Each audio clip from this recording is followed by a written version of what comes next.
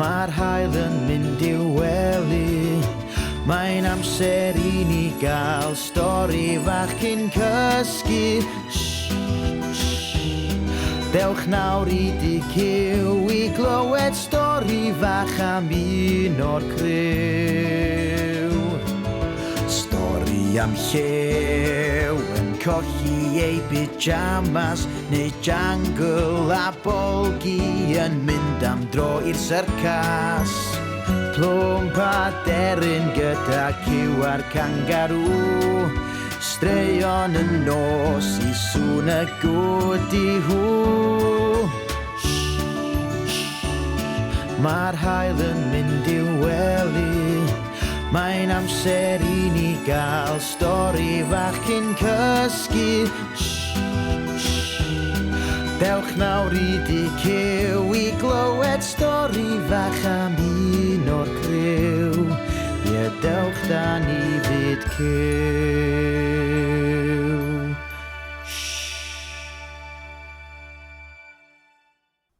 Helo bawb!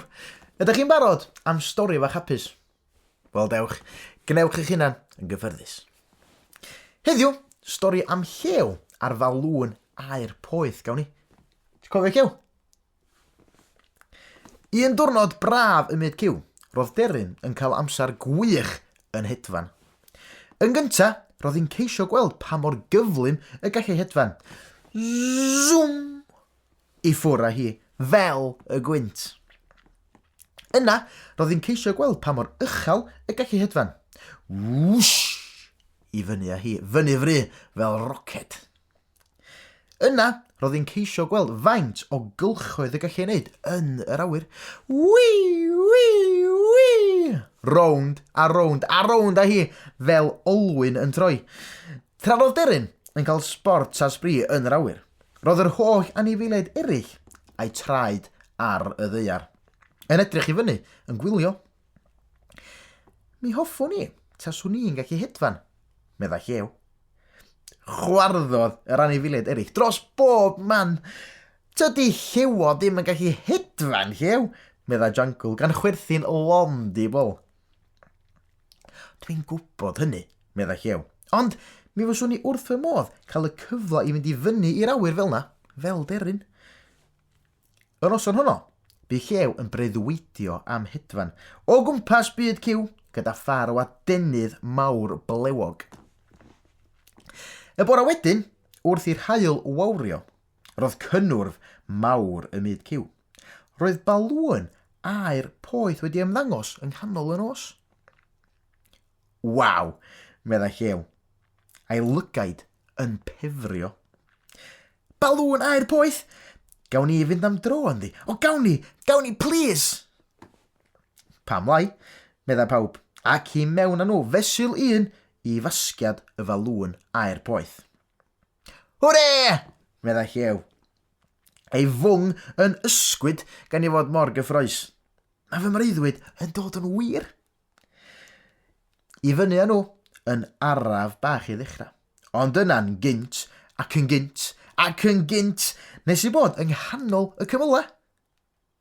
Waw, medda triog, mae hyn yn wych. Ydi wir, cytunodd Jungle, Bolgi, Plwmp a Cyw. Doedd yr un ohonynt eriod wedi bod mor uchel a hyn o'r blaen. Roedd Llew yn dawel. Trodd pawb I edrych arno, ac roedd I wynab oedd fel arfer yn oren wedi troi'n wyrdd. Be sy'n bod, Llew? Holodd Cyw, wrth i'r Falwn Aer Poeth hwylio drwy'r cymylau. Dwi'n teimlo reit sal, medda Llew. Dwi ddim yn meddwl mod i'n hoffi hedfan wedi'r cwbl. Dechreuodd yr anifeiliaid eraill I gyd chwerthin. O, Llew, drian. Please, gawn ni fynd nôl lawr I roed yn traed ar y ddaear. Holodd Llew mewn llais bach trist. Cawn siŵr, medda Cyw. Ond, yr eiliad nesa, daeth chwa o wynt cry, gan chwthu'r Falwn Aer Poeth yn uwch ac yn uwch. O na, medda Llew, help! Erbyn hyn, roedd pawb yn dechrau teimlo chydig bach yn sal, wrth i'r Falwn Aer Poeth chwifio yn ôl ac ymlaen yn y gwynt. Pawb, heblaw am Deryn. Deryn, dwi'n meddwl bydd rhaid i chdi achub y dydd, medda Llew.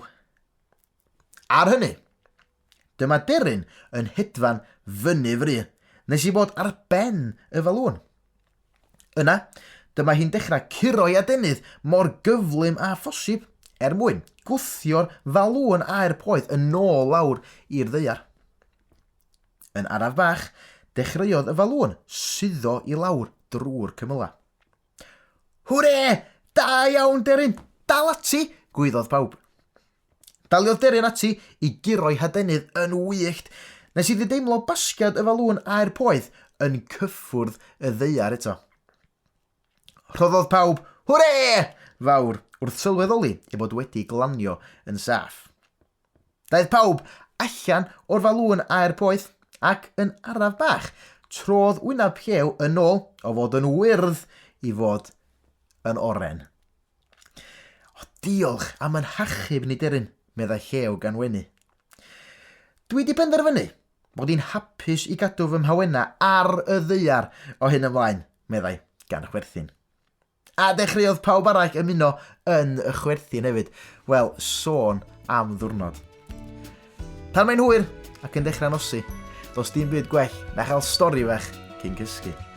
Nos da, fawr.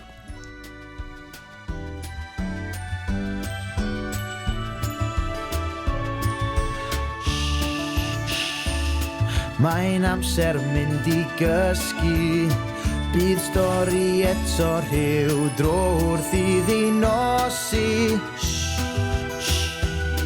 Nos da o fyd cyw, bydd stori eto rhyw dro gan y criw. Ie, nos da o fyd cyw.